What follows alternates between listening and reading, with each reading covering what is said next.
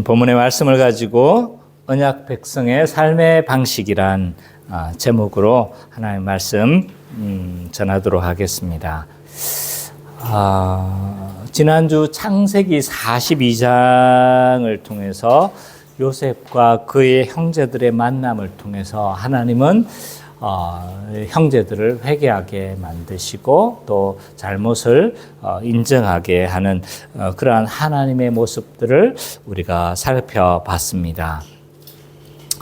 지난주 우리가 좀 설교를 조금만 좀 살펴보도록 하겠습니다. 42장과 45장은 이제 요셉이 형들을 계속적으로 시험하는 장면들입니다. 그래서 계속 또 해결된 것 같은데 또 한 번 또 시험하고 또 한 번 시험하고 막 그렇게 하거든요. 왜 이렇게 형들을 시험하는 것일까라고 했었을 때 골탕을 먹이나 아니면 복수하는 것인가? 뭐 이렇게 이 본문을 우리는 어떻게 이해해야 될까 했었을 때 한마디로 말하면 이 42장과 45장은 뭐다? 언약 가족의 정화 사건이다. 그래서 언약 백성들을 다시 회복시키시고 다시 그 믿음들을 회복하게 하는 관계들을 회복하게 하는 그러한 과정으로 우리는 이해해야 합니다. 그래서 이 42장을 우리가 살펴보면 1절과 5절까지는요, 이제 야곱은 기근 가운데서 그 양식을 얻도록 그렇게 형제들을 보냅니다. 그런데 이제 형제들 중에 12명이 있었는데 한 명은 지금 팔려갔고 11명이 남아 있었는데 10명만 보내는 거예요. 베냐민만 쏙 빼는 거죠. 이거는 이제 베냐민을 아끼는 거죠. 혹 잃어버릴까. 이 베냐민이 또 여행길에서 또 혹여나 어떤 나쁜 일이 생기지 않을까 이렇게 걱정을 했던 것 같아요. 그래서 베냐민은 이 여행길에서 제외를 합니다. 왜냐하면 이 베냐민은 이 야곱의 마지막 뭐라고 해야 될까요? 움켜졌던 거예요. 움켜졌던. 그래서 이 베냐민은 포기를 하지 못하는 거예요. 그래서 이 사랑했던 라헬의 소생이었고, 그래서 이 베냐민마저 잃어버릴 것에 대해서 굉장히 염려했던 것 같습니다. 그리고 6절부터 25절까지는 이제 애굽으로 내려간 형제들이 요셉과 극적으로 상봉하는 장면입니다. 그래서 이 형제들은 이제 처음 만났을 때 요셉을 알아보지 못합니다. 당연해요. 왜냐하면 이미 요셉은 굉장히 애굽화되어져 있었고 애굽 말을 쓰고 있었고 또 뭐 모양이나 여러 가지 부분들이 많이 애굽화되어져 있었기 때문에 아마 알아보지 못했던 것 같습니다. 그리고 또 설마 자기 동생이 애굽의 총리가 되어 있을 거라는 건 꿈에도 생각하지 못하는 일이지 않겠습니까? 그래서 만나서 절을 했는데 이 절한 것은 뭐의 성취다? 요셉이 꾸었던 꿈. 뭐예요? 12별이 절을 하는 꿈, 그 12집단이 뭐 하는 거예요? 절하는 꿈이 있었죠? 그 꿈에 대한 뭐다? 성취로 이해를 해야 됩니다. 그래서 이거는 누구도 그렇게 이해를 한 거예요? 요셉도 그렇게 이해를 한 거예요. 그 꿈을 기억했다라고 이야기를 하는 거예요.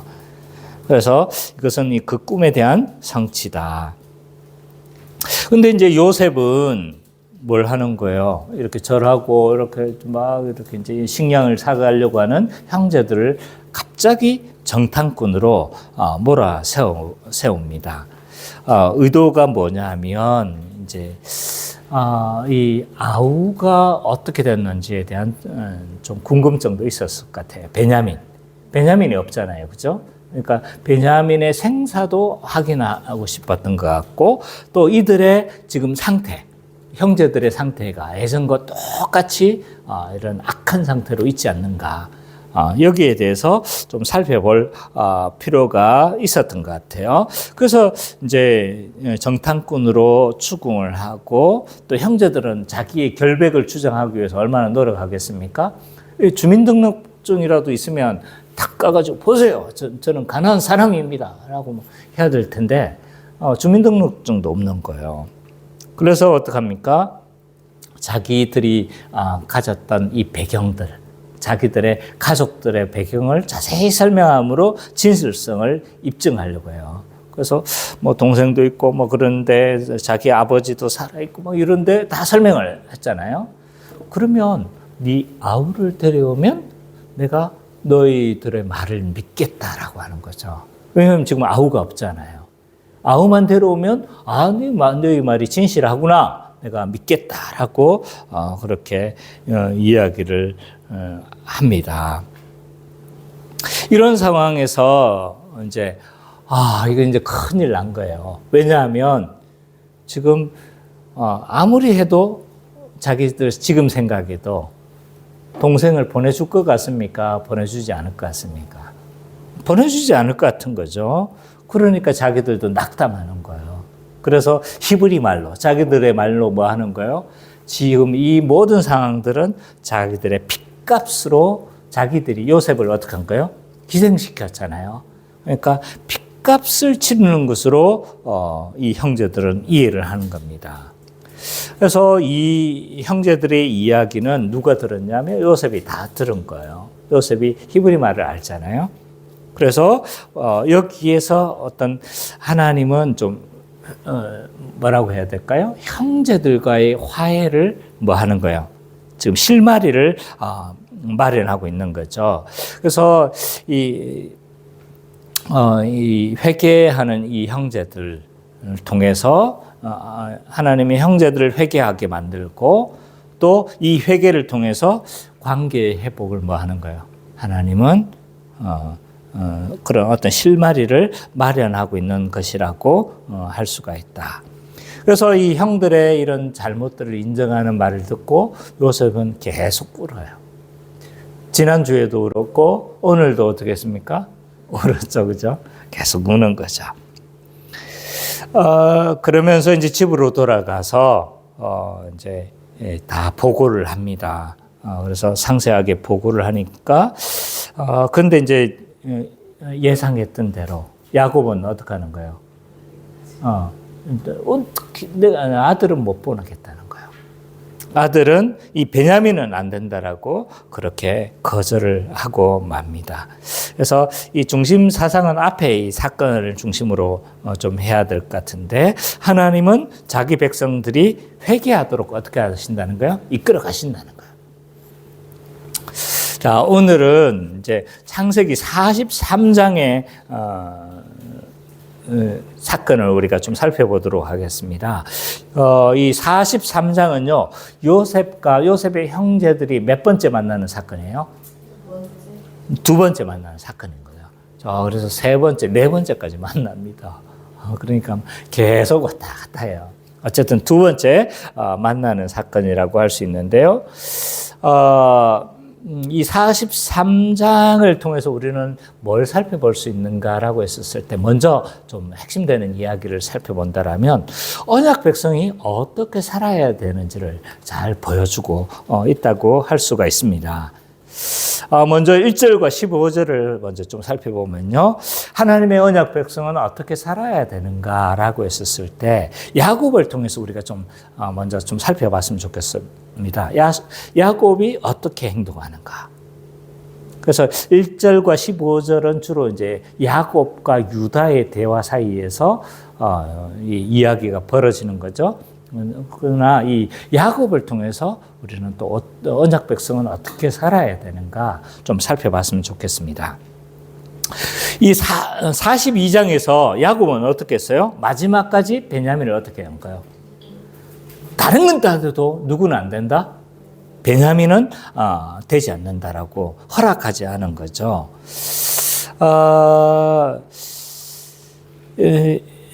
근데 이제 기근이 심하니까 어떻게 되는 거예요? 어쩔 수가 없는 거예요.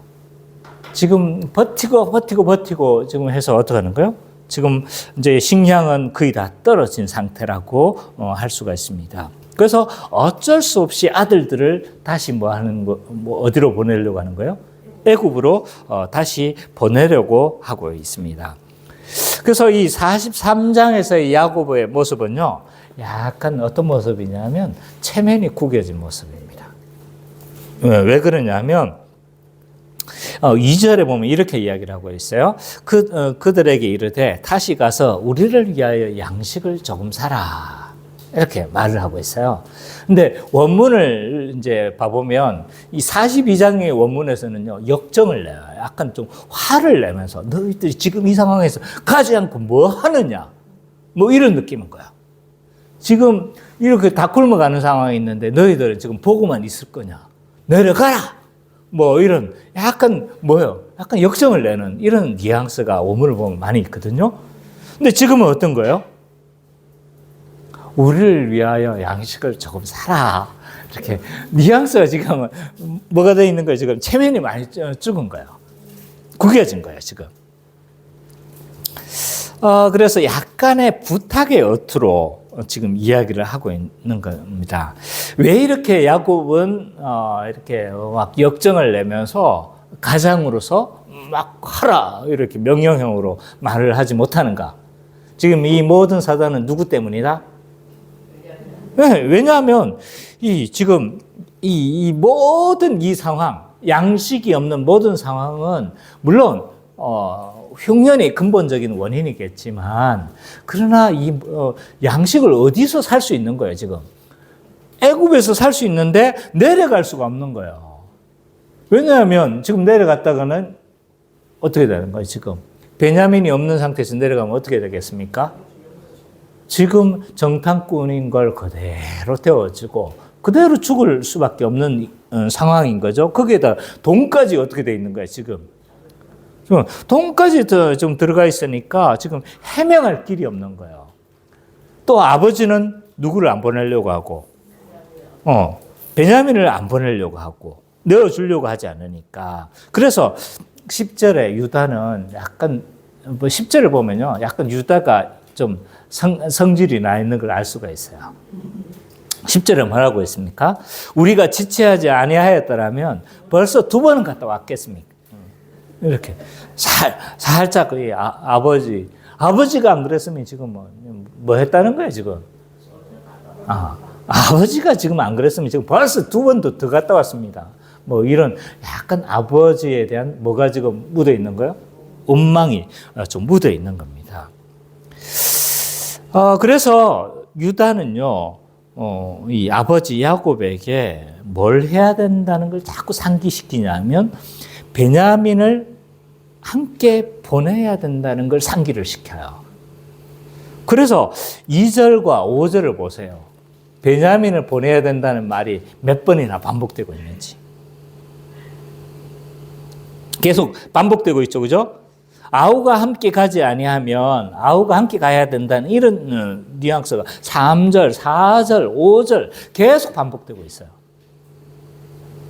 그러니까 베냐민을 보내야 된다, 함께 보내야 된다는 걸 지금 이 모든 상황들이 누구 중심에는 누가 문제라는 거예요? 베냐민이 지금 문제라는 거죠, 그죠? 그럼 왜 이 야곱은 우리가 생각해 봐야 합니다. 왜 야곱은 베냐민을 놓지 못했을까? 아까 제가 잠깐 힌트를 언급했죠, 그죠? 왜냐하면 이 베냐민은 야곱이 마지막까지 움켜쥔 삶의 어떤 부분이라고 할 수 있어요. 마지막 놓지 못했던 삶의 어떤 부분인 거예요. 야곱의 이름의 뜻이 뭡니까? 움켜쥐는 자 또는 뭐요? 뒤꿈치를 잡는 자. 이런 의미를 가지고 있잖아요. 그래서 그 이름대로 살았던 사람이 누구다? 야곱이었어요. 그래서 그는 자기 힘으로 어떻게 했던 거예요? 장자권과 축복권을 다 자기 힘으로 뭘 하려고 했습니까? 움켜쥐려고 했죠. 이미 어디서부터 지금 되어져 있었던가요? 태중에서부터 이미 두 국민이 나뉘어져 있고 그 중에 큰 자가 어린 자를 섬길 것이다 라고 말을 했어요. 그러면 어린 자가 누구예요, 지금? 야곱이었잖아요. 그럼 야곱에게 이 모든 약속들이 다 이루어져 있는 건데, 근데 스스로 어떻게 하려고 했던 거예요? 그걸 자기가 다 움켜쥐려고 했던 거죠. 그리고 또 움켜졌던 게 뭐가 있었습니까? 이 밧단 아람으로 쫓겨갔죠. 쫓겨가서는 천하의 사기꾼 라반도 어떻게 했어요? 결국은 움켜졌죠, 그죠? 그래서 다 뺏었어요. 라반의 재산을 거의 다 뺏어가지고 라반이 처음에는 좋았다가 나중에 봐보니까 어떻게 되는가요? 자기 재산이 점점 줄어드는 걸 보는 거예요. 그러니까 어떻게 해야 되는 거예요? 이 라반마저 다 그 재산을 움켜쥐며 살았던 사람입니다. 그래서 하나님은 이 야곱을 어떻게 하는 거예요? 하나님의 말 안 들으면, 하나님의 그 손안에 우리가 순종하면 그 삶이 평탄해요. 근데 벗어나서 자꾸 자기가 움켜쥐고 자기 뜻대로 살아가려고 하면 어떻게 되는 거예요? 하나님이 이 사람 갈고 닦는 거예요. 갈고 닦아. 그래서 야곱만큼 험악한 세월을 사는 사람이 없어요. 그래서 나중에 바로 앞에서 어떡합니까? 내 나이 얼마 되지 않으나 험악한 세월을 살았나이다 라고 하는 거예요. 그래서 자기 아내가 4명서 있는데 그 4명 사이에서 막 기겁을 하죠. 그죠? 그래서 막 그 싸움에서 말려들기도 하고 막 온갖 여러 가지 어려움 많아. 그래서 많은 것들이 사실은 야곱은 그의 인생 가운데서 많이 다듬어지는 거예요. 그 또 누구예요?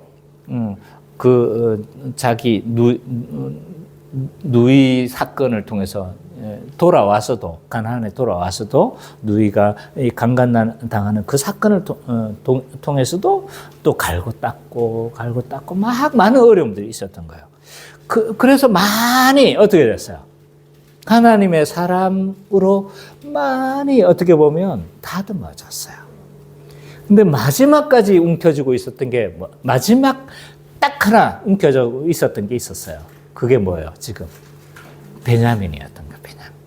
이후에 야곱의 모습은요, 와, 멋있어요. 이후에 야곱의 모습은요, 나중에 한번 보세요. 정말 진짜 믿음의 거장 나와요.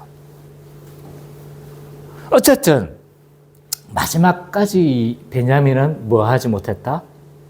포기하지 못한 이러한 영역이라고 할 수가 있습니다. 그래서 이제 내어놓지를 못하고 있었던 거죠. 이때 유다는 어떻게 하는 거예요? 하나의 제안을 합니다. 자기 목숨을 담보로 해서 베냐민을 내어줄 것을 뭐 한다? 요청하고 있는 거예요. 이 사건은요, 예수님의 십자가 사건을 대표하고 있어요. 그러니까 예수님이 목숨을 담보로 되어진 것처럼, 어쨌든 뭐 모든 신학자들은 그렇게 보고 있어요. 그래서 이 요셉, 이 유다는 계속 이제 뭘 하는 거예요? 이 유다 지파를 통해서 누가 나옵니까? 예수님이 나오잖아요. 그래서 그런지 예수님의 모습을 많이 좀 예표하는 사건들이 많이 있습니다. 그래서 어쨌든 이 사건은요, 예수님이 담보 대신 이 사건을 뭐 하고 있다? 예표해주고 있다라고 할 수가 있습니다. 어쨌든 이제 이 자기 목숨을 유다는 담보로 해서 베냐민을 내어줄 것을 요청을 합니다. 왜냐하면요, 이렇게 계속 가다가는 유다의 말처럼 어떻게 되는 거예요? 다 다 죽게 될 판인 거예요. 그래서 자신의 목숨을 걸고 담보로 제시를 합니다. 유다의 이런 모습은요, 이제 형제들의 변화된 모습을 뭐 해주고 있다? 보여주고 있는 거예요. 형제들도 지금 어떤 상태예요?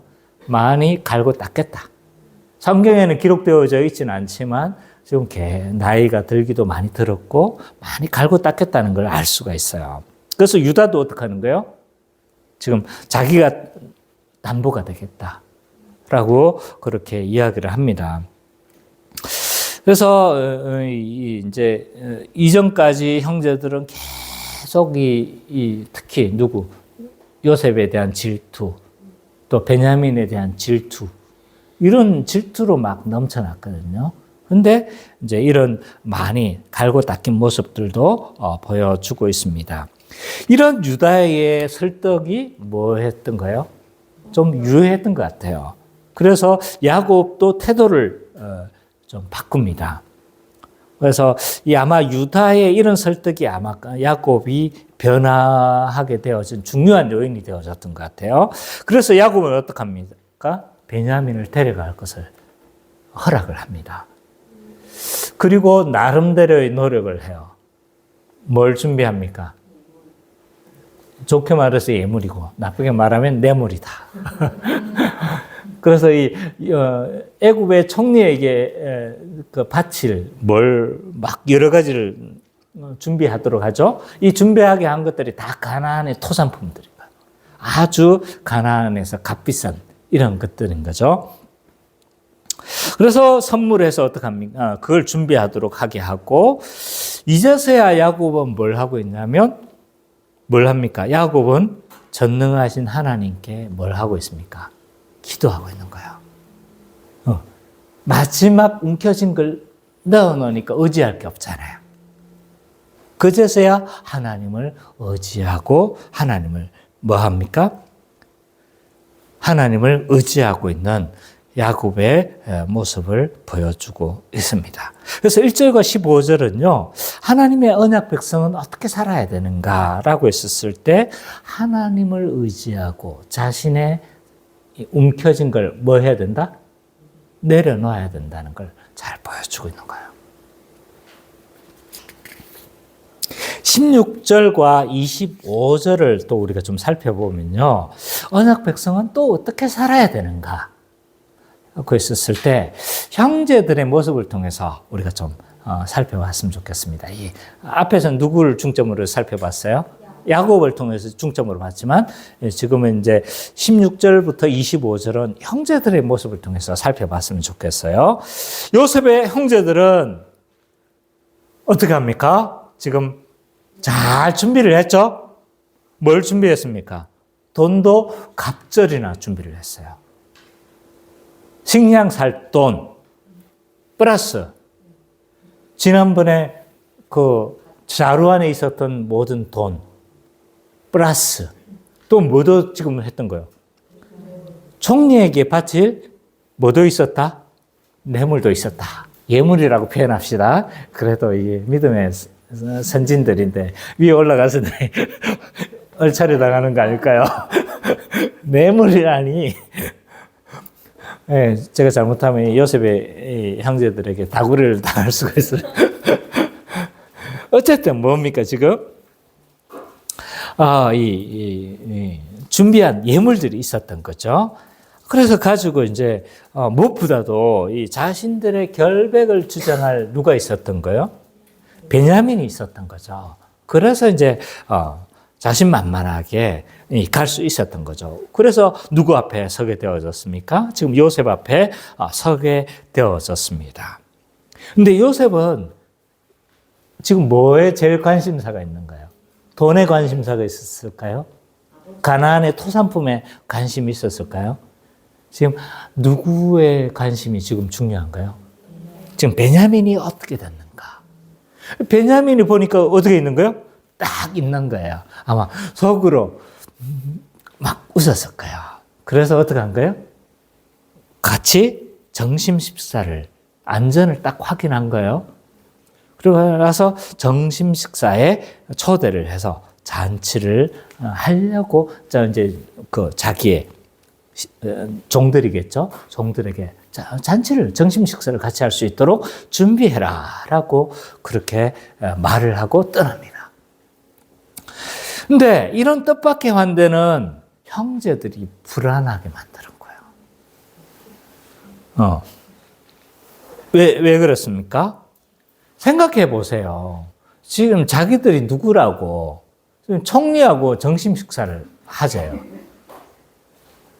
갑자기 왔는데, 저 보셨죠? 확인만 하면 되는데, 그래 맞네, 니들 말 맞네. 그럼 사가라. 이러면 될 텐데 점심 식사를 하자는 거예요. 야, 이거는 형제들을 불안하게 만듭니다. 왜냐하면 지난번에도 어떻게 당했어요? 갑자기 자기들 그 정탐꾼이라고 이 거칠게 취급을 당했잖아요. 거기다가 해결되지 않는 문제가 있었어요. 뭐가 있었습니까, 지금? 돈. 해결되지. 그 자루 안에 있었던 그 돈의 문제가 아직 해결되지 않았잖아요. 그러니까 형제들도 속으로 생각한 거예요. 아, 우리의 모든 재산을 다 빼앗기고 우리를 노예로 삼으려고 하는 것 아닌가? 이런 의심을 했던 것 같아요. 그래서 어떡합니까?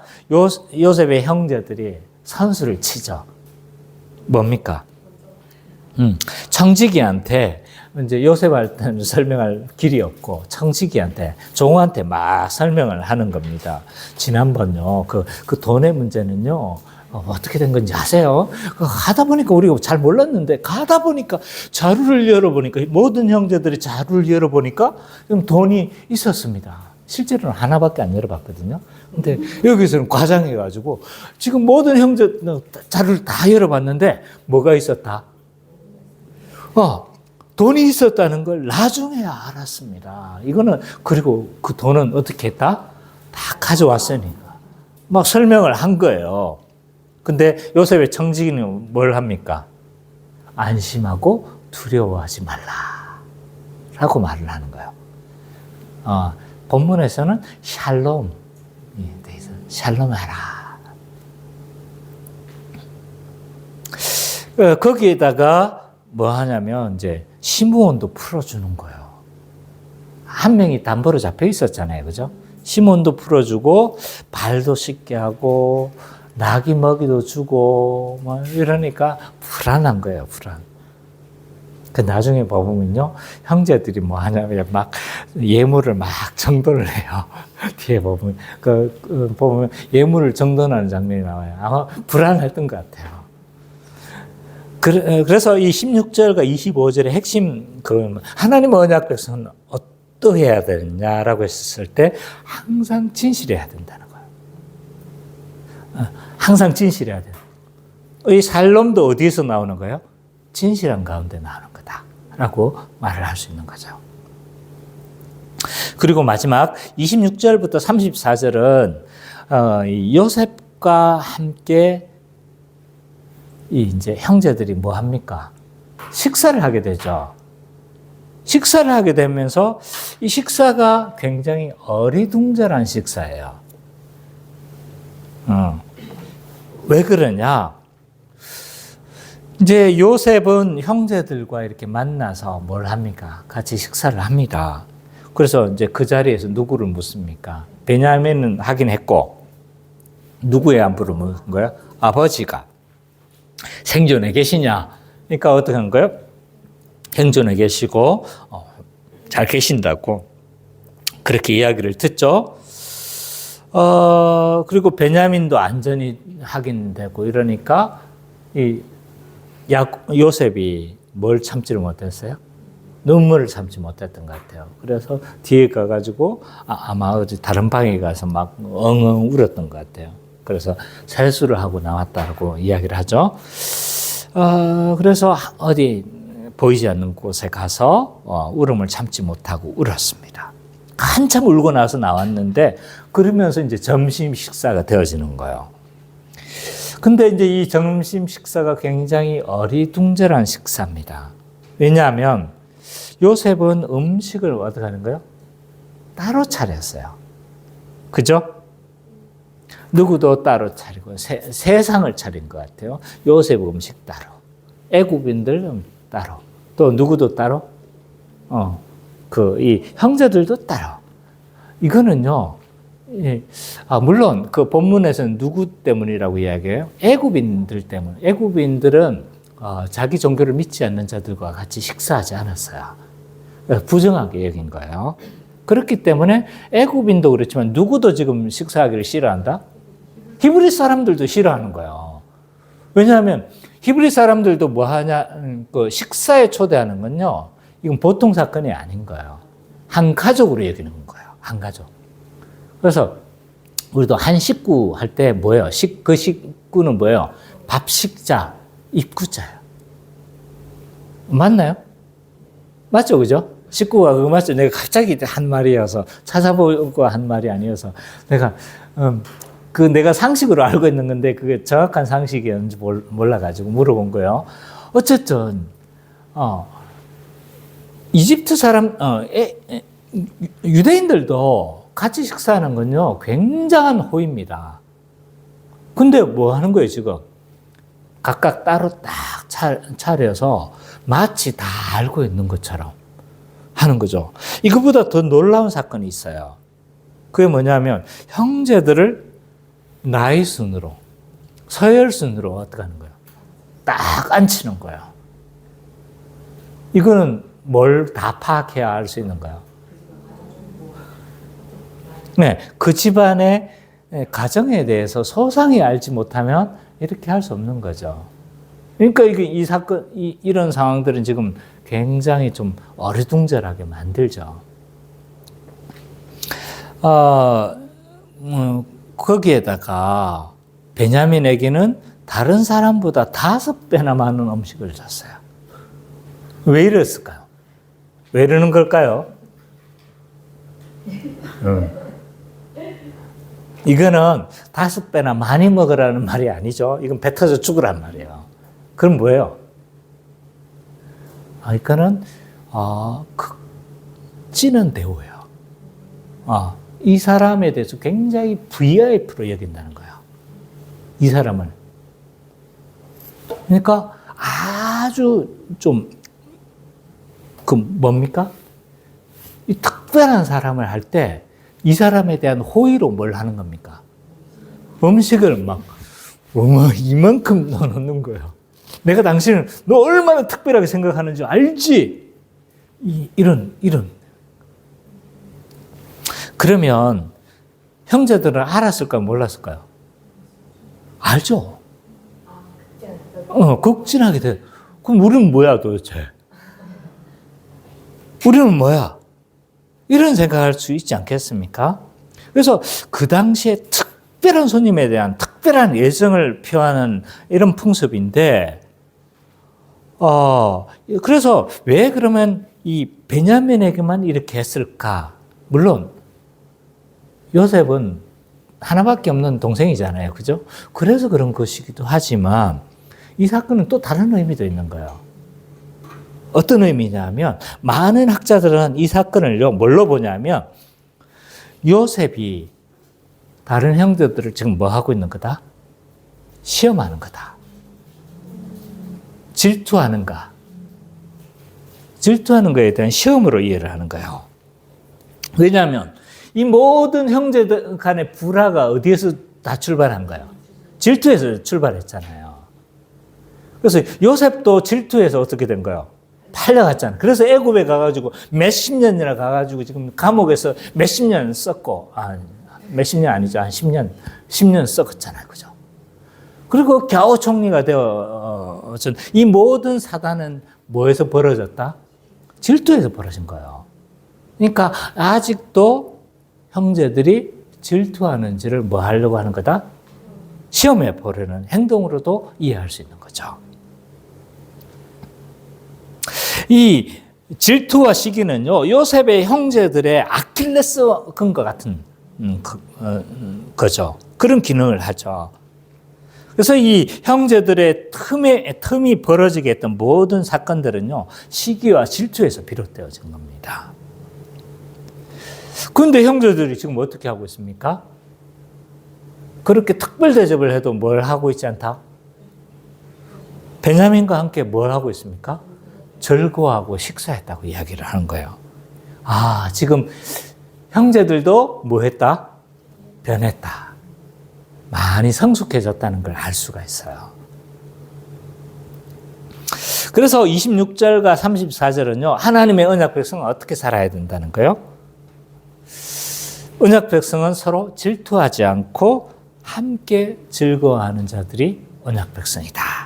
라는 것을 보여주고 있습니다. 그래서 이 43장 전체는요, 하나님의 언약 백성이 어떻게 살아야 되는지를 잘 보여주고 있는 거죠. 하나님의 언약 백성은 움켜쥐지 않으며 진실하고 시기하지 않는다. 라고 한마디로 정리를 할 수 있을 것 같아요. 자, 본문의 내용을 충분히 설명을 했습니다.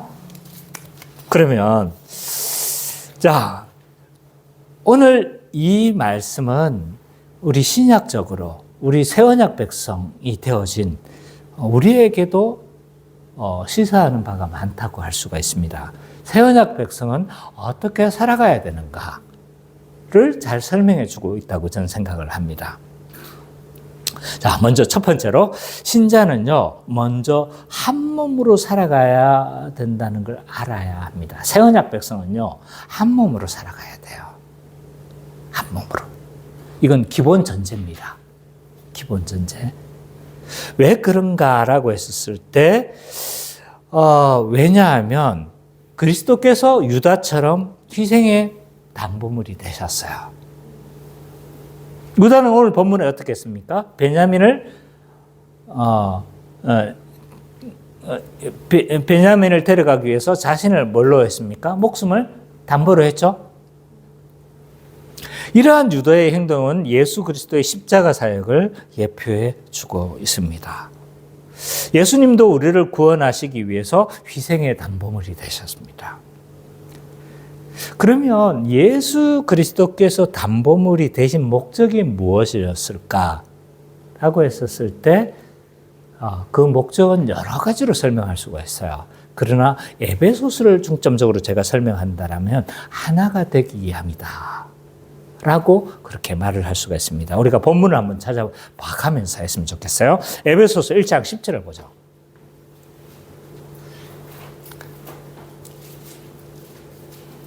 예수님의 오심은 다각적으로 설명될 수가 있어요. 하나님 나라를 중점으로 설명할 수 있고, 죄의 용서의 측면에서도 말을 할 수 있고, 다각도로 말을 하고 싶지만, 이제 교회의 측면에서 한번 설명해 보도록 하겠습니다.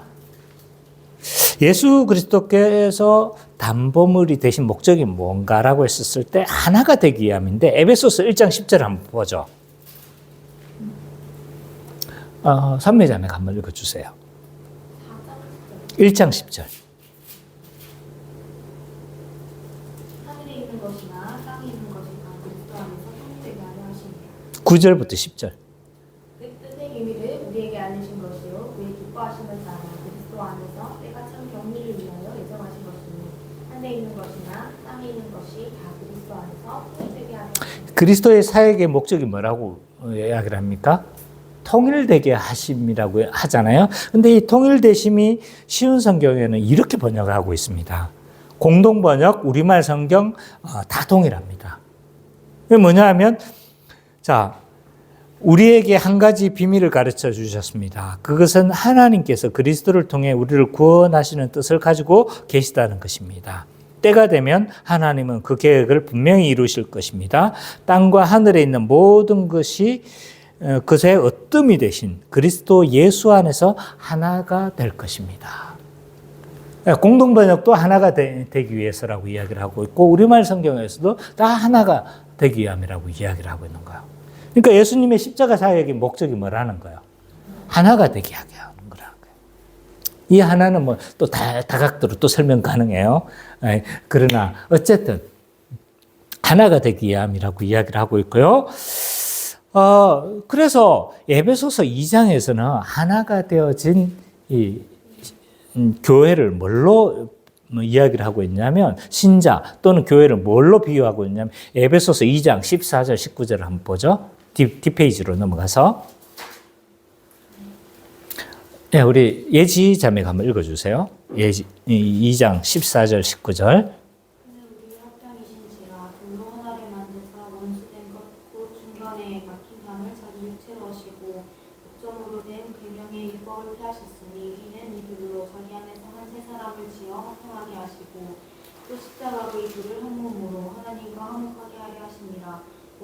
원수된 것을 십자가로 소멸하시고 또 오셔서 먼데 있는 너희에게 평안을 전하시고 가까운데 있는 자들에게 평안을 전하셨으니 이는 그로 말미암아 우리 둘이 한 성령 안에서 하나님께 나아가 먹게 하려 하심이라. 그러므로 이제부터 너희는 외인도 아니요 남은 애도 아니요 오직 성도들과 동일한 시민이요 하나님의 권속이라. 그래서 이 하나된 신자를 가리켜서 이 2장에서는 뭘로 비유를 하고 있냐면, 네 가지 표상을 설명하는 거예요. 한 세 사람이다. 또 한 몸이다. 또 한 가족이다. 동일한 시민권을 가진 자들이다. 라고 이야기를 하면서 뭐 하는 거예요? 이게 다 뭘 공통적으로 설명하고 있는 거예요? 한 몸이래요, 한 몸. 한 가족이래요. 또 한 세 사람이래요. 그 가족들은 동일한 시민권을 다 가지고 있대요. 그래서 에베소서에서는요, 계속 우리가 뭐가 되어졌다라고 이야기를 하고 있냐면, 하나가 되어졌다라고 이야기를 하고 있는 거예요. 그리고 나서 에베소서 5장 20절, 30절, 다 그 맥락으로 다 지금 설명하고 있는 건데, 5장 20절에서 30절에서는 부부가 서로 한 몸이 되어졌다. 서로 돕는 배필이다. 라고 이야기를 하면서 마지막에 가서 여기에 대한 것은 가정에 대한 것이기도 하지만 부부에 대한 것이기도 하지만 누구에게도 해당되는 것이라고 이야기를 하는 거예요. 교회에도 해당되는 것이라고 이야기를 하고 있는 거예요. 그러니까 교회는 다 뭐가 되어진 거예요, 지금? 하나가 되어졌고 통일되어졌고 그리스도 안에서 우리는 다 어떻게 되냐면 한 몸이 되는 거야. 하나가 되는 거예요. 이렇게 되어지는 거예요. 보세요. 예수님이 딱 계세요. 믿는 순간 우리가 어떻게 되는 거예요? 예수님한테 딱 붙어버린 거야. 또 다른 사람이 믿는 순간 어떻게 되는 거야? 탁 붙어버리는 거야. 그럼 어떻게 되는 거야? 한 몸이 되겠죠. 그죠? 한 유기체가 되겠죠. 그죠? 그래서 한 몸이 되어서 한 가족, 한 몸으로 우리는 살아가는 그런 존재가 되어졌다라고 성경은 이야기를 합니다. 새 언약 백성은요, 한 몸이 되어진 거예요. 그래서 우리는 개인적으로도 신앙생활을 해요. 그러나 더 본질적인 게 뭐냐 하면 한 몸, 그러니까 유기체적으로 우리를 이해를 해야 돼요. 그래서 우리는 교회적으로 신앙생활하라. 교회로 살라. 자꾸 이야기를 하는 이유가 거기에 있는 겁니다. 그래서 우리는 한 가족처럼 여기는 거예요. 그래서 한 가족처럼 여기니까 우리는 뭐라고 합니까? 형제님, 자매님이라고 하는 거예요. 왜? 한 형제고 한 가족이니까. 한 몸이라고 하는 거예요. 한 세 사람이라고 하는 거예요. 그래서 우리는 한 몸으로 살아가야 합니다. 근데 한 몸으로 살아가야 된다는 게 도대체 뭡니까? 잘 안 다가올 수 있어요. 오늘 본문에서는 이걸 잘 보여주고 있는 거예요. 그럼 한 몸으로 살아간다는 건 뭐예요? 움켜진 것을 내려놓는다는 걸 의미합니다. 야곱은 끝까지 움켜쥐려고 했던 게 있었죠. 그게 뭐였습니까? 베냐민이었어요. 이것 때문에 가족들이 다 다 굶주려 죽을 뻔했습니다. 그런데 결국 어떻게 했어요? 그는 유다 때문에 어떻게 하는 거예요? 자기의 움켜진 걸 다 내려놨습니다. 그리고 이 내려놓으니까 누구를 자연스럽게 의지하게 되는 거예요? 하나님을 의지하게 되어집니다. 그러면 이 움켜진 게 뭐냐라고 했을 때 이건 거죠. 이 움켜진 걸 어떻게 잘 설명할까? 내가 계속 생각해 봤어요. 움켜진 건 결국인 것 같아요. 자기가 소중하게 여겨서 내어주기 싫은 삶의 어떤 영역인 거예요. 그러니까 자기가 이걸 귀중하게 여기는 거예요. 그래서 뭘 하는 거예요? 내어주기를 싫어하는 영역인 거죠. 그래서 어떤 사람들은 이 움켜진 영역이 다 다를 수 있다고 저는 생각해요. 그래서 신앙생활을 하면서 우리는 다양한 영역에서 이 움켜진 영역을 우리는 만나게 되어집니다. 목회자에게 있어서 이 움켜진 영역은 어딜까라고 했었을 때 저는 목회자들이 움켜진 것 중에 하나는요, 영적 통찰력이라고 생각을 해요. 뭐냐면 자기가 지금까지 형성한 신학 체계, 또 자기가 알아가는 성경에 대한 지식, 또 자기가 지금까지 막 형성했던 많은 영적인 통찰력들이 있을 거 아닙니까? 이걸 움켜쥐고 내어주기 싫어하는 경우가 종종 있는 것 같아요. 그래서 왜 이런 거죠? 목사가 우리가 다 하나님 나라를 위해서 다 수고하고 애쓰는 자들 아닙니까? 그런데도 하나의 어떤 비장의 무기, 이런 걸 가지고 싶어 하는 거예요. 그래서 어떤 영역에 있어서는 어떻게, 그나마 마음 좋은 사람은 어떻게 하는 겁니까? 자기 것 알려주지만 마지막 하나는 남겨주는 거예요. 직장인들도 이런 거 많이 있죠, 그죠? 직장인들도 기술자가 뭐가 있는 거예요. 근데 다 후임들이 들어오면 어떻게 하는 거예요? 마음씨 좋으면 어떤 것들은 알려줘요. 근데 비장의 무기는 뭐 하는 겁니까? 감추는 거예요. 아마 예수자매도 그 영역에 그런 게 있을 거예요. 그 직장 생활 가운데 했던 여러 가지 경험들과 노하우들이 있는 거예요. 그래서 어떤 것들은 알려줘요. 아주 나쁜 선배를 만나면 네가 배워. 누군 네가 할 거지. 이렇게 하거든요. 근데 마음이 좋으면 어떻게 하는 거예요? 어떤 부분은 알려줘요. 근데 어떤 하나는 알려주지 않습니다. 목사도 이게 있어요. 없는 것처럼 보이죠? 있어요. 그래서 이거 하나만은 나만 알고 있으리라 하는 영역이 있다니까요. 그래서 거기에 대한 이야기가 나왔는데 뭘 하는 겁니까? 알고 있는데도 말하지 않는 이런 경우가 있을 수가 있는 거예요. 마음씨 나쁘면요, 이 하나님 나라를 위해서 내어놓지도 않습니다. 그냥 자기만 하는 거죠. 그래서 정말 저는 이걸 나눠주는 목회자들이 굉장히 귀하다고 저는 생각을 해요. 그래서 예를 들어서 그런 목사님들이 많이 있어요. 백금산 목사님 같은 분들, 부흥가 개혁사, 그런 분들 어떻게 하는 거예요? 자기가 많이 알고 있지만 뭘 하냐면 사람을 키워요, 사람을. 그래서 어떻게 하는 겁니까? 그래서 평공목이라고 해가지고 그 단체들 안에서 뭘 하고 있습니까? 사람들을 키워내는 거죠. 사람들을 키워내서 목사들을 키워내는 거예요. 자기가 알고 있는 모든 노하우들을 어떻게 합니까?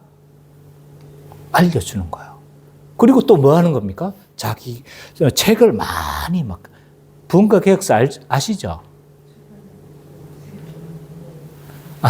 있습니다. 목회자들이 가장 신뢰하는 그 출판사라고 할 수 있어요. 그래서 두란노는 가장 좀 약간 일반적인 책을 많이 하고, 부흥가 개혁사는 거의 목회자들이 볼 수 있는 이런 좀 무게 있는 책들을 많이 하는데, 근데 그런 책들을 많이 번역을 하는 거예요. 심지어는 옛날 이 청교도들의 귀한 책들을, 정말 돈 안 되는 책, 이거 안 사보는 책, 그래서 저러다 망할까 말까 염려가 되는 책들, 이런 책들을 막 하고 있어요. 귀한 분이잖아요, 그죠? 그래서 이런 분들이 많아져야 돼요. 어쨌든 이런 목회자들도 뭘 할 수 있습니까? 자기 움켜진 것을 가지고 내어놓지 않을 수도 있는 거죠. 하나님 나라를 위해서 어떻게 해야 되는 거예요? 내어놔야 되는데.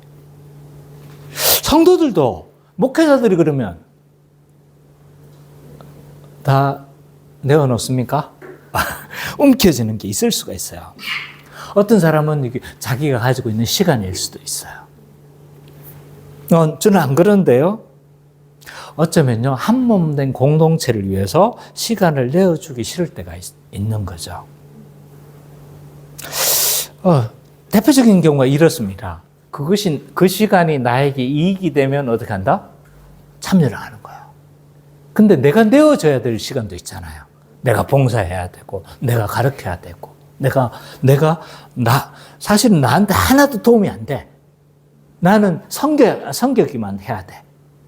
이런 거는 기피하고, 내가 배우고, 나에게 유익이 되고, 내가 드러나는 시간이면 어떻게 하는 거예요?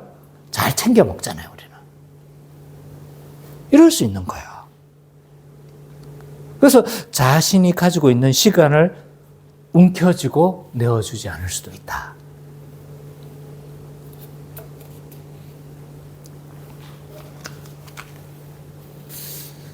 그래서 나는 이름이 드러나는 시간이라면 귀가 막히게 잘합니다. 내가 무언가를 배울 수 있는 시간이라면, 내가 성장할 수 있는 시간이라면 막 시간을 냅니다. 근데 아무 이름도 드러나지 않고 유익이 되지 않았을 때 주저하지 않는지 우리 모습을 좀 살펴봐야 합니다. 또 우리가 움켜쥔 것 중에 하나는 물질일 수도 있어요. 물질. 우리가 많은 경우 헌금을 주저하는 때가 많습니다. 대표적인 경우가 11조예요. 우리는 다 잘해요. 다 잘합니다. 그래서 저는 뭐 그거 하고 싶지 않아. 근데 많은 경우 저는 이 경우들을 많이 지켜봤거든요. 그래서 어떤 분은 제가 섬겼던 교회 중에 어떤 분 장로님은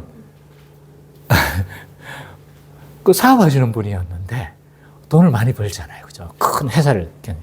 그러니까 11조를 했는데 장로가 되기 전은 11조를 잘했어요. 장로가 되니까 막상 11조가 반으로 훅 줄었어요. 그거 제가 우연히 알게 되어진 거예요. 왜냐하면 뭐 조사를 하는 과정에서 우연히 알게 되어진 거예요. 왜냐하면 그 헌금에 그게 다 나오거든요. 목회자 프로그램 안에서는 이제 다 나와요.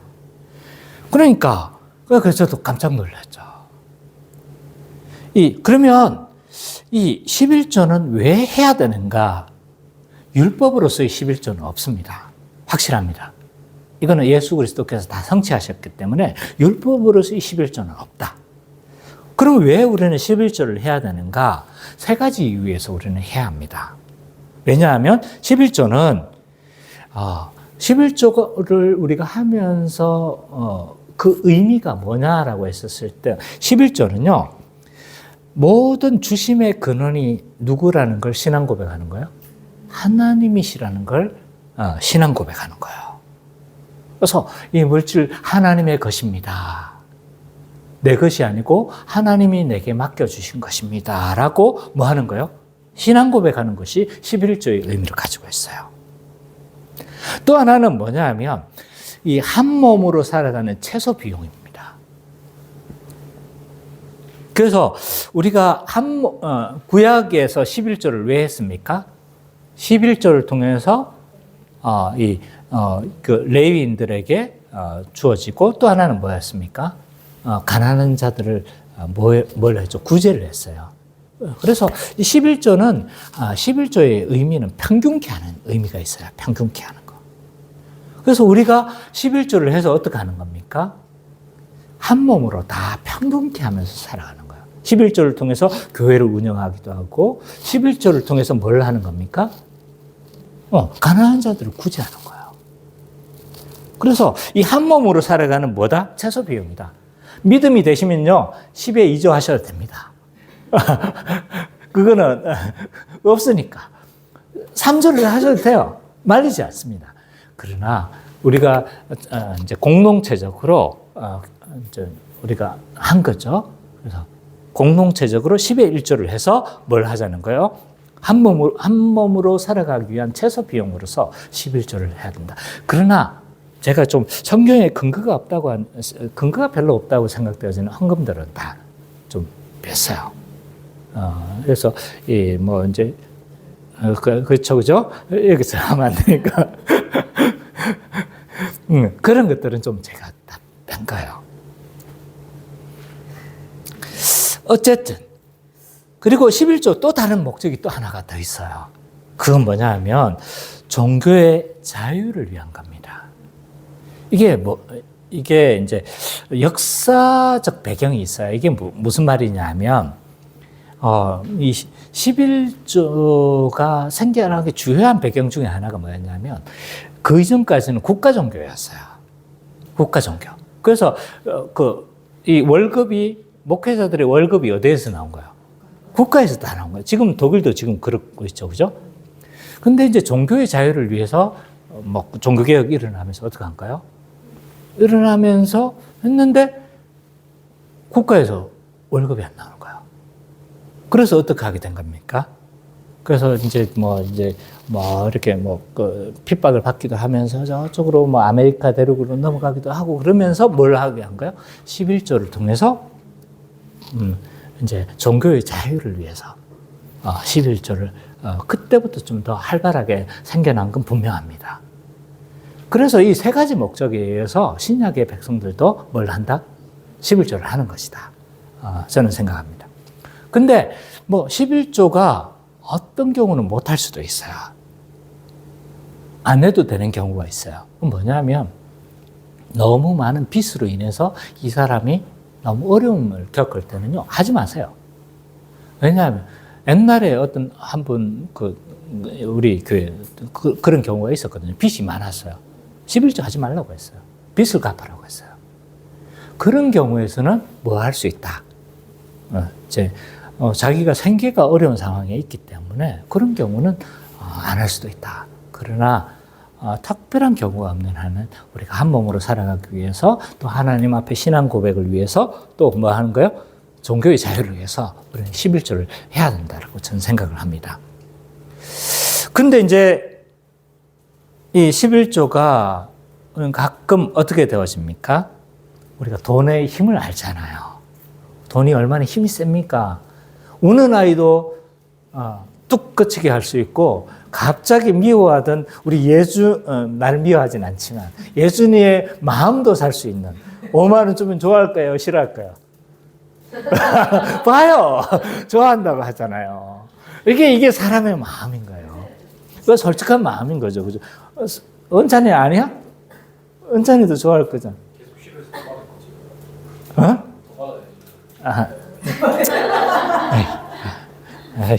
싫어요.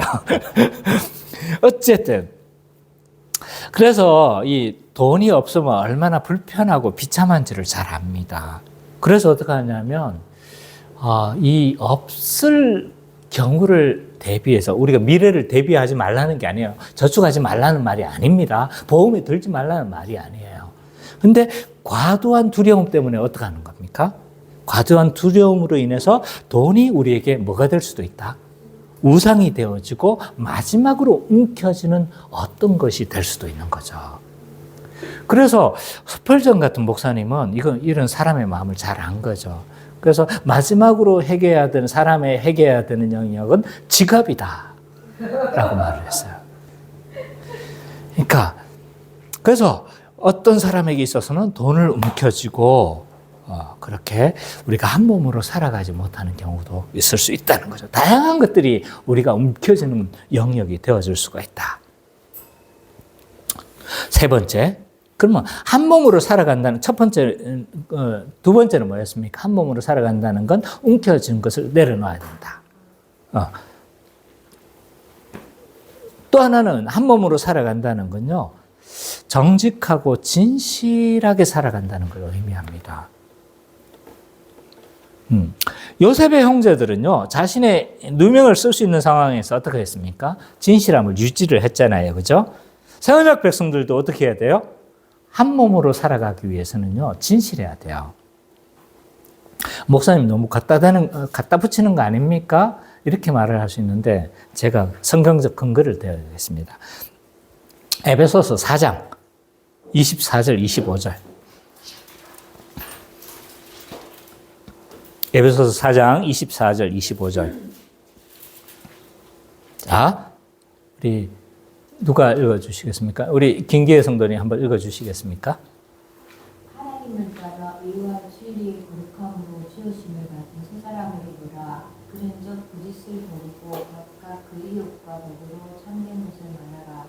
이는 우리가 서로 지체가 된다. 어떻게 하라고 이야기를 하고 있습니까?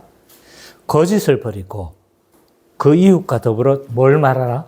참된 것을 말하라고 이야기를 해요. 왜? 그 이유가 뭐래요? 우리가 서로 지체가 돼. 한 몸이기 때문에 우리는 진실해야 된다라고 이야기를 하고 있습니다. 신자는요, 성령의 하나 되게 하신 것을 힘써 지키기 위해서 어떻게 하는 거예요? 서로 힘써 지키는 방식이 진실입니다. 진실. 거짓을 우리가 서로 말하기 시작한다고 생각해 보세요. 서로 신뢰감이 형성될 수 있겠습니까? 한 몸으로 살아갈 수 있겠습니까? 맨날 말하는 게 구라야. 맨날 말하는 게 뻥이야. 그럼 우리가 신뢰감을 형성할 수가 없겠죠. 그죠?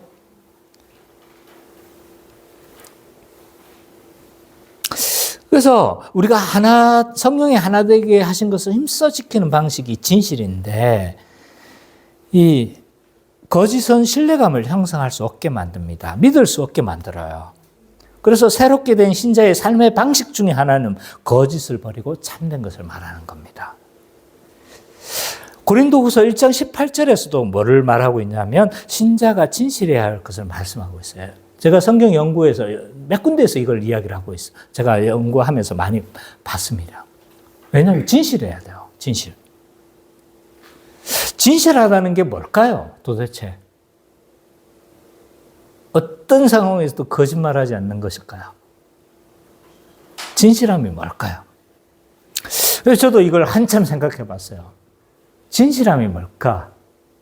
라고 했었을 때, 한 몸인 줄 알고 믿기 때문에 사랑에서 나오는 진지함이다. 사랑에서 나오는 진지함. 제 말로 좀, 제가 그냥 생각되어지는 대로 사랑에서 나오는 진지함.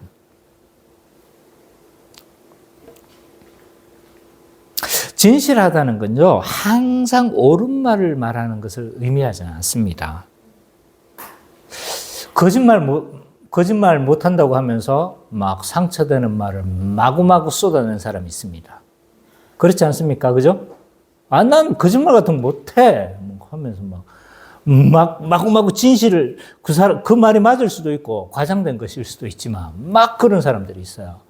항상 거짓말 하지 않는다는 것이 항상 진실한 것일까?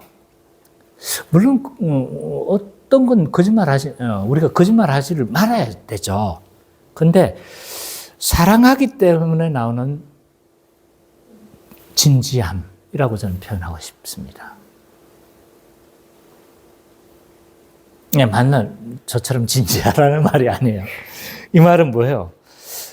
그 사람을 진정으로 사랑할 때 우리는 어떻게 합니까? 진실을 말해요. 어떨 때는 막 진실을 말해서 정말 그 사람이 들어야 될 때는 어떻게 합니까? 진실을 말해주는 거예요. 아파도. 이건 좀 자매님, 형제님, 좀 잘못된 것 같아요. 그죠? 어떤 경우는 어떻게 합니까? 사랑하기 때문에 어떻게 하는 거예요?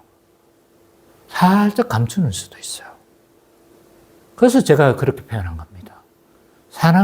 한 몸인 줄 알고 사랑하기 때문에 나오는 진지함이다. 잘 지었죠? 믿지 않는 그렇습니다. 사랑하지 않으면 우리는 어떻습니까? 진실을 말하지 않아요. 건성건성 말하기도 하고, 때로는 어떻게 합니까? 거짓을 말하기도 하고. 사랑하지 않을 때 그런 것들이 나오거든요. 사랑에서 나오는 진지함이다. 우리가 한 몸으로 살아간다는 건요, 이런 진실함이 있다는 거예요. 그래서 그 사람의 말이 있잖아. 예면 예고, 아니오면 아니어야 돼요. 그래서 그 사람이 말했을 때 우리는 그 사람이 말하면 맞아. 라는 신뢰감을 우리는 얻어야 합니다. 그때 우리는 어떻게 되는 거예요? 한 몸으로 살아갈 수 있는 거예요. 한번 생각해 보세요. 우리가 하는데 저 사람의 진위를 맨날 파악한다고 생각해 보세요. 얼마나 피곤하겠습니까? 그죠? 물론 아주 어르신들은 그 진리를 파악을 해야 돼요. 오래 하셨기 때문에 그 하시는데도 아니야 괜찮아 그러시는데 많이 생각해 보셔야 돼요. 아닌 것이 아닐 수도 있어요. 그렇지만 우리는 한 몸으로 사는 우리는 어떻게 해야 되는가요? 그래서 솔직하게 진실로 우리는 말을 해야 합니다. 그 진실함이 뭔지는 아시겠죠? 사랑에서 나오는 진지함에서 나오는 진실함이다. 또 한 몸으로 살아간다는 것, 이거는 다른 사람의 성공에 질투하지 않고 기뻐하는 것이다. 라고 말을 할 수 있을 것 같습니다.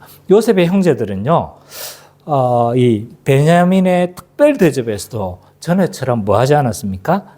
질투하지 않았죠. 그죠? 질투가 뭐냐라고 했었을 때, 질투는요, 공동체의 울타리를 무너뜨리는 여우와 같은 존재예요. 어떤 사람 책에서 나오는 표현을 제가 인용했습니다. 그래. 박경동 목사님의 세 마리 여우라는 책이 있거든요. 그러니까 이제 그리스도인에게서 이 문제가 되는 질투 뭐 세 가지를 이야기를 했어요. 그 표현을 제가 잠깐 했는데 공동체를 무너뜨리는 이 공동체의 담장을 무너뜨리는 여우와 같은 거예요. 그래서 이 공동체가 무너지는 경우가 대부분 질투에서 많이 발생합니다. 요셉도 어떻게 했습니까? 요셉의 가정이 무너지게 된 배경이 뭐예요? 질투에서 나왔고, 질투에서 뭐가 나온 거예요? 막 살인이 나왔고, 불화가 발생했고, 다툼이 발생했습니다. 이 질투가 그럼 왜 발생하냐? 왜 발생하냐면, 이 죄와 밀접하게 연관되어져 있습니다. 왜냐하면, 죄의 본질이 뭐라고 했어요? 죄의 본질이 뭐예요? 하나님의 통치를 거부하고, 자존적 존재가 되려고 하는 것이 죄의 본질이라고 했잖아요. 근데 질투가 뭐예요? 결국은 자기가 드러나고 싶은 욕망인 거예요. 자존적 존재가 되고 싶은 거예요. 죄의 본질과 밀접하게 연관되어져 있죠. 그죠? 그래서 사단은 자극하는 거예요. 야, 저 사람 더 드러나잖아. 야, 너 시다야? 야, 시다야? 저 사람은 저렇게 드러나고 넌 그렇게 드러나지 않으면 불공평하잖아. 네, 사단은 그렇게 자꾸 뭘 하는 겁니까? 자극하는 거예요. 자기 본의적 삶을 자극하는 거예요. 죄를 자극하는 거죠. 질투는요, 자기가 돋보이고 싶고 그것이 좌절되어졌기 때문에 뭐 하는 거예요? 나타나는 감정인 거예요.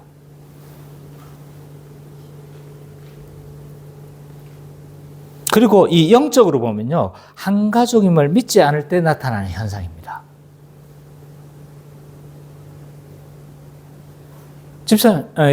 김기혜 성도님, 예준이가 아주 성공하면 질투하시겠습니까?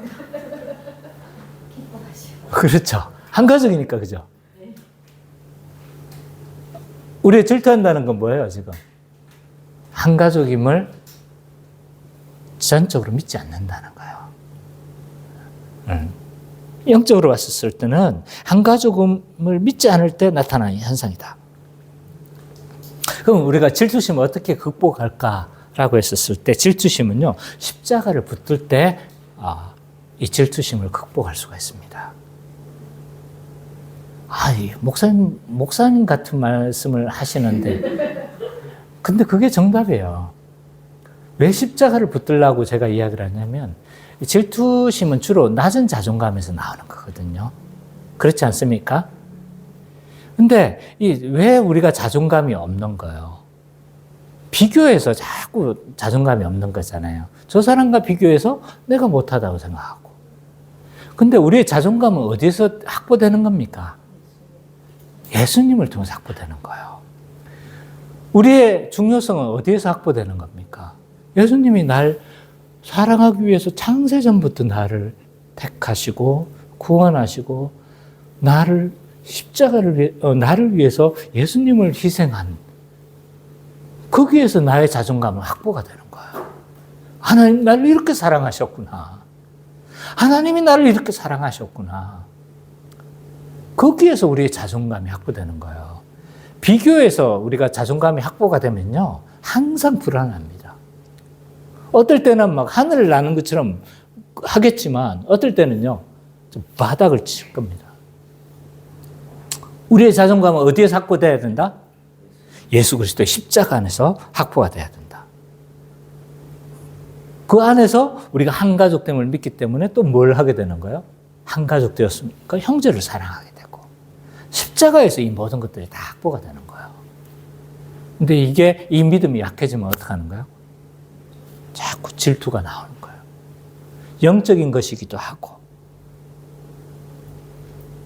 공동체를 무너뜨리는 큰 크게 될 수가 있습니다. 그래서 특별히 내가 자존감이 낮다고 생각되어질 때는 늘 이 십자가를 붙드는 걸 연습을 해야 돼요. 제가 자존감이 되게 낮거든요. 제가 제 핵심 감정은요, 수치심이에요, 수치. 다른 말로 말하면 나 자신에 대해서 수치스럽게 여긴다는 거예요. 자존감이 낮는 거예요. 근데 그걸 어떻게 극복을 해야 되냐면 십자가 안에서 자꾸 확보를 해야 돼요. 비교해서 얻을 수 있는 것이 아닙니다. 그래서 우리가 새 언약 백성으로 어떻게 살아야 된다? 한 몸으로 살아야 되는데 한 몸으로 산다는 것은 뭐 한다는 거예요? 움켜진 걸 내려놔야 된다. 두 번째 뭐예요? 정직하고 진실하게 살아간다는 거 의미한다. 세 번째로는 다른 사람의 성공에서도 질투하지 않고 기뻐하는 것이다. 이렇게 우리가 한 몸으로 살아가면서 자기를 내어주고 진실하며 지체의 성공에 기뻐하는 우리 참기쁨의 교회 모든 성도님이 되시기를 간절히 축복합니다.